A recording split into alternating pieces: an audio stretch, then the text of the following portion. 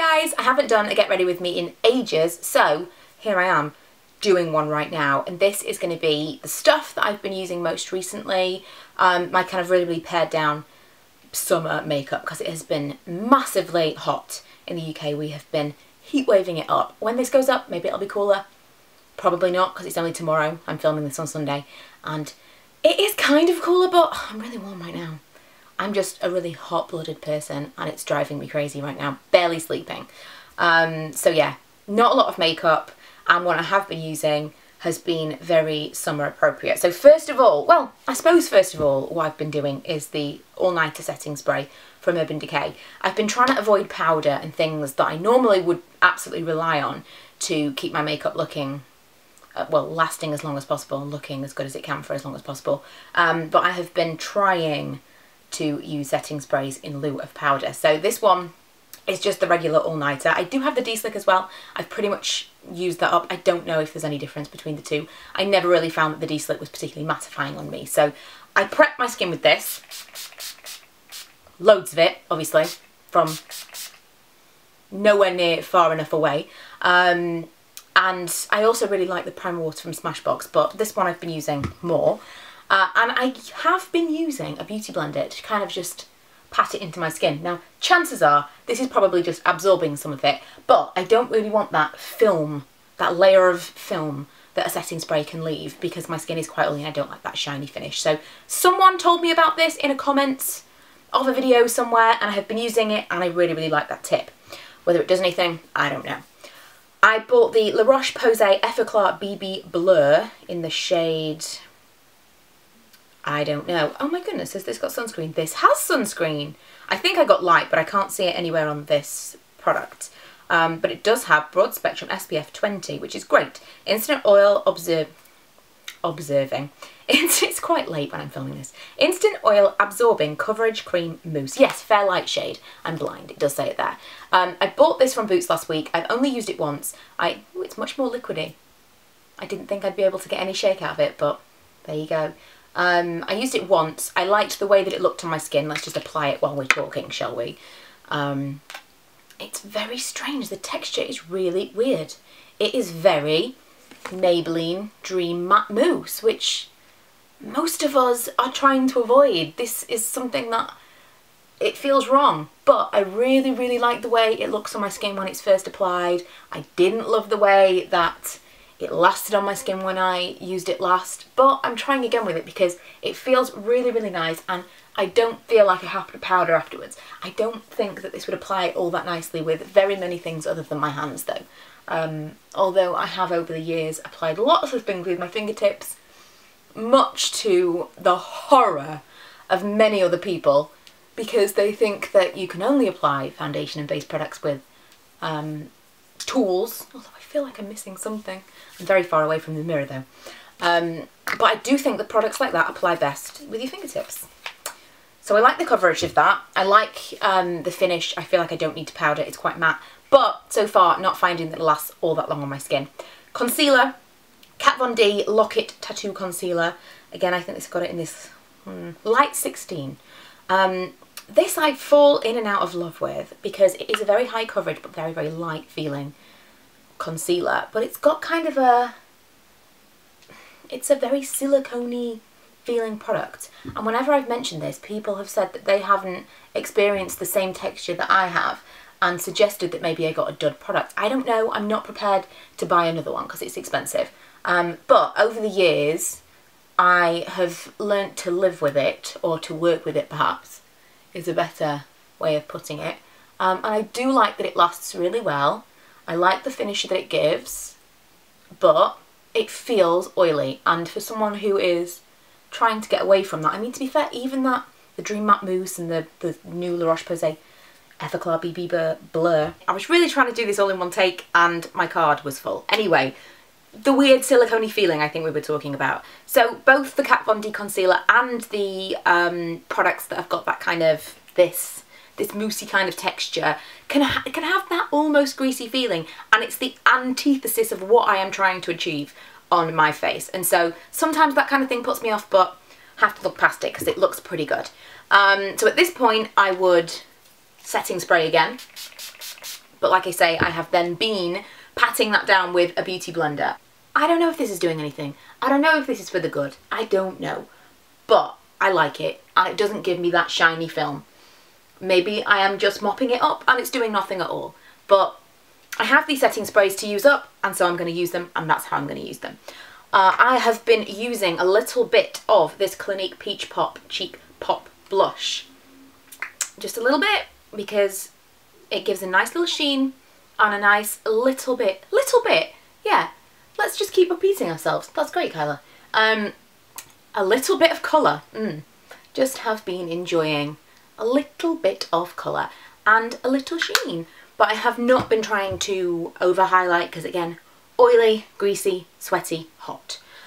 Liquid liner. I'm going to avoid the brows, by the way. If you haven't been watching my vlogs, I have had them microbladed. Really, really liking them. I've had one comment so far that they preferred my brows before, but at that point they hadn't healed, so I'm guessing, you know, it would be cool now. I still have to go back for a top up in about 2 weeks time, I think. I forget. But I am going to be doing a whole video on my microbladed my microbladed brows once they're all completely done and healed. But I'm really, really happy with them so far, because this is the whole thing of doing a little bit of makeup is so much easier when you've already got eyebrows. Liquid eyeliner. This is the NYX Collection Liquid Black Liner. Probably could have guessed that one. And can I do this and talk? Possibly not. Isn't it weird how there's some things that you just cannot multitask. You cannot do this and talk at the same time.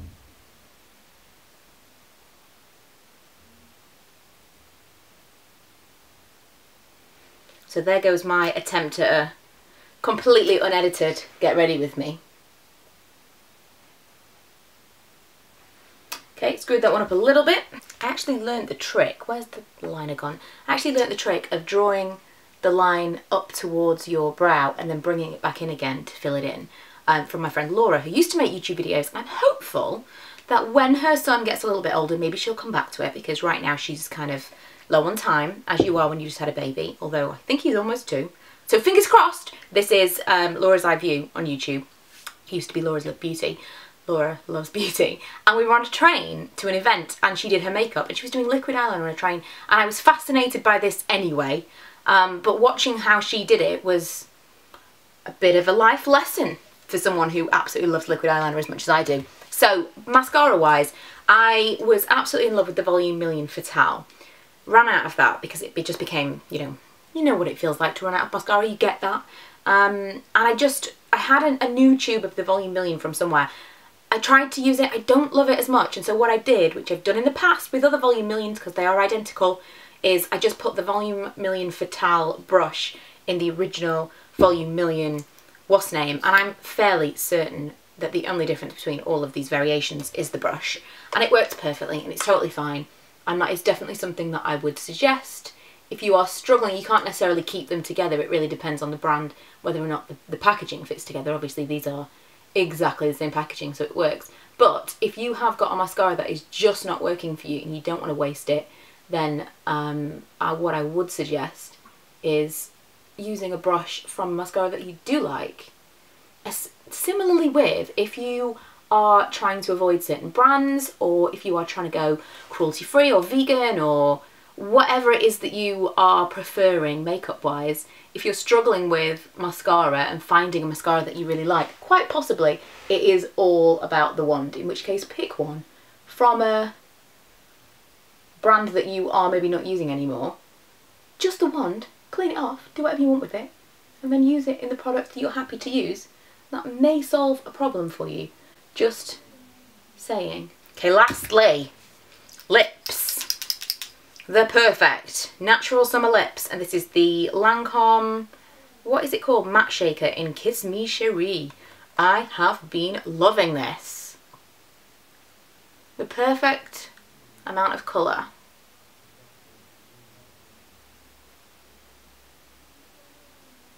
I'm doing this in a really far away mirror. It might be terrible. Depending on how much you shake it up, Depends on how much colour that you get. And you can layer it. But I really, really like that kind of just bitten look. I think maybe I've gone a little bit deeper than I usually do, but it is a stain that kind of wears away to a beautiful, beautiful stain. Love that product so much. Haven't worn the bright one quite so much because I'm not totally sure I'm keen on this formula of product, this very, very thin, almost water-like wash of colour product with a very, very bold colour. Not sure I'm into that, but I really, really like this. This is a beautiful colour for this formula of lip product. So that is it. That is a lot of the products that I've been using recently, plus a new one that I can't get over what that sounds like. Can you hear that? Doesn't that sound weird? Doesn't that sound almost like a solid a solid product that you're shaking around in there? I'd love to kind of cut this open and see what it's actually like. I'm guessing it would be exactly like the Maybelline Dream Matte Mousse or whatever it was called. Strange. And strange that this has been reformulated by Roche Posay and suddenly be like, ooh, new, wow. If we pulled out the Dream Matte Mousse, we'd be lynched. Yeah, so that's it. Hope you enjoyed this. Promise I'll be back with some more beauty stuff soon. I'm going to film a few now, so promise. But I am still really enjoying the vlog, so hopefully you guys are enjoying a mix of content. I have been working full time recently, and so it's been really tough to do anything really other than vlogs. But I'm back to my normal schedule from July. So yeah, thanks for watching, and I'll see you guys next time.